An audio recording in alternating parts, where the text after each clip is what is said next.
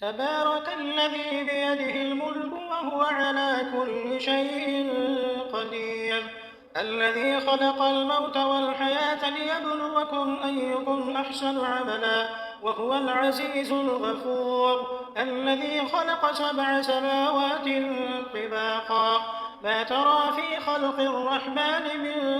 تفاوت فارجع البصر هل ترى من فطور ثم ارجع البصر كرتين ينقلب إليك البصر خاسئا وهو حسير ولقد زينا السماء الدنيا بمصابيح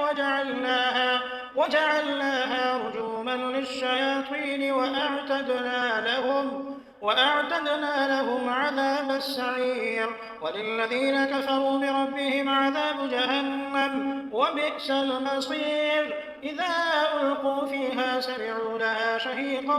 وهي تفور تكاد تميز من الغيظ كلما ألقي فيها فوج سألهم خزنتها ألم يأتكم نذير قالوا بلى قد جاءنا نذير فكذبنا وقلنا ما نزل الله من شيء إن أنتم إلا في ضلال كبير وقالوا لو كنا نسمع أو نعقل ما كنا في أصحاب السعير فاعترفوا بذنبهم فسحقا لأصحاب السعير إن الذين يخشون ربهم بالغيب لهم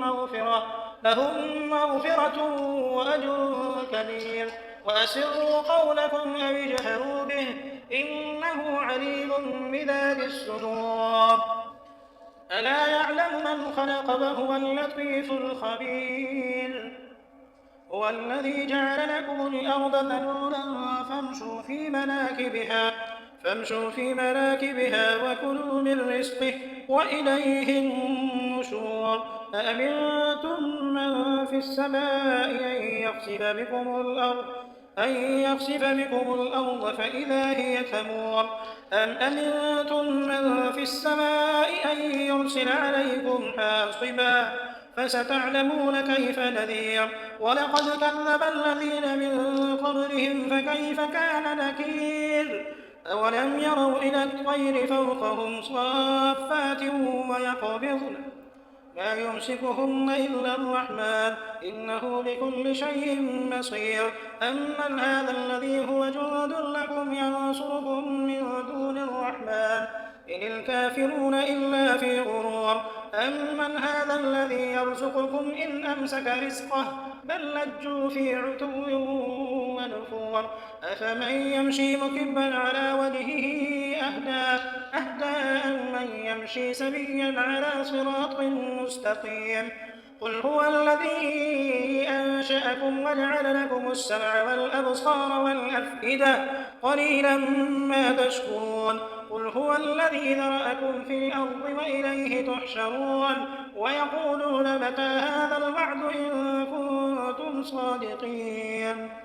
قل إنما العلم عند الله وإنما أنا نذير مبين فلما رأوه زلفة سيئت وجوه الذين كفروا وقيل هذا الذي كنتم به تدعون قل أرأيتم إن أهلكني الله ومن معي أو رحمنا فمن يجير الكافرين من عذاب أليم قل هو الرحمن آمنا به وعليه توكلنا فستعلمون من هو في ضلال مبين قل أرأيتم إن أصبح ماؤكم غورا فمن يأتيكم بماء